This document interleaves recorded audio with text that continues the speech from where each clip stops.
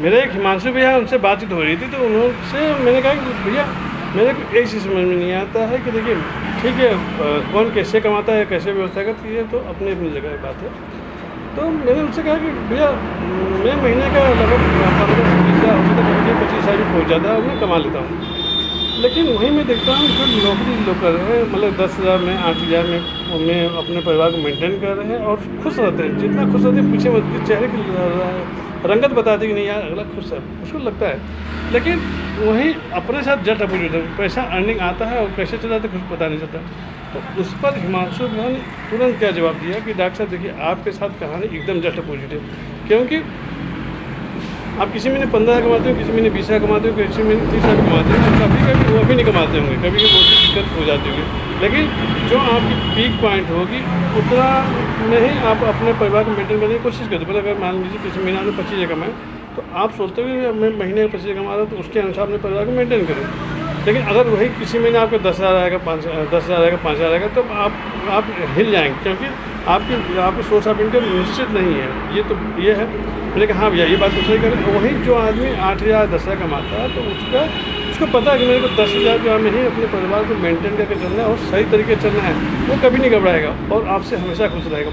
मैंने कहा तो मैं बेवकूफ़ साहब, मैं तो मेरी स्थिति बड़ी खतरनाक हो गई। तो उन्होंने कहा डॉक्टर साहब बात खतरनाक नहीं है, ये बात संतुष्टि की होती है। क्योंकि देखिए जो लोग महीने का लाख रुपये भी कमा रहे हैं या 5 लाख 10 लाख भी कमा रहे हैं, उनके अंदर भी जो जैसी भावना आपके साथ है उसी तरह भावना उनके साथ भी होती है। और देखिए आपके साथ कहानी क्या है कि आपका ग्रोथ नीचे से आप ऊपर बढ़ रहे हैं और बढ़ते जाएंगे, लेकिन जहाँ सोर्स ऑफ इनकम जो लिमिटेड हो जाता है, जैसे 8,000 10,000 12,000 15,000 की बात कर रहे हैं, तो उनकी दायरा लिमिटेड हो गया, क्योंकि वो 15,000 में ही अपने आप को मेंटेन कर रहे हैं, अपने परिवार को मेंटेन कर रहे हैं।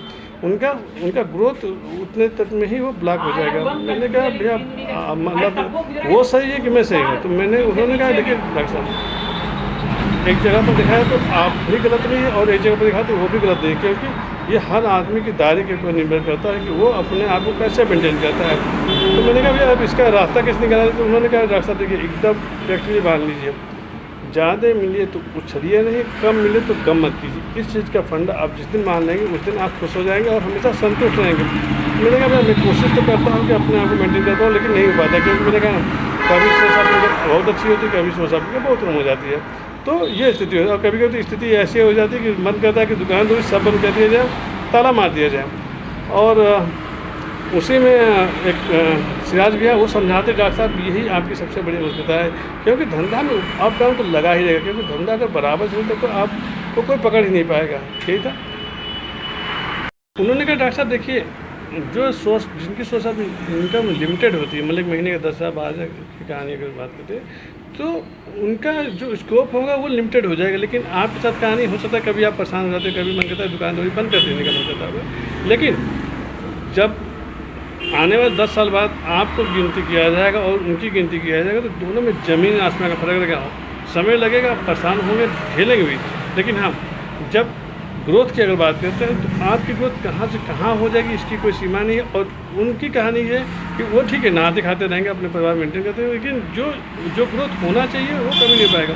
देखिए जितने भी बिजनेसमैन होते हैं उनके साथ सबके साथ कहानी होती है कि वो हमेशा परेशान रहते हैं, क्योंकि भैया पैसा किसी में बहुत अच्छा है, किसी में बहुत बुरा आएगा, लेकिन वो अपने आप को मेंटेन करके चलते हैं। तो वो आपके साथ थोड़ा अभी आपके अंदर लड़कपन है इसलिए आप परेशान हो, लेकिन जिस दिन आपके अंदर मेच्योरिटी हो जाएगी ना उस दिन आप कभी परेशान नहीं होंगे। इन्हीं से मेरे डॉक्टर से मांगे नए विचार नए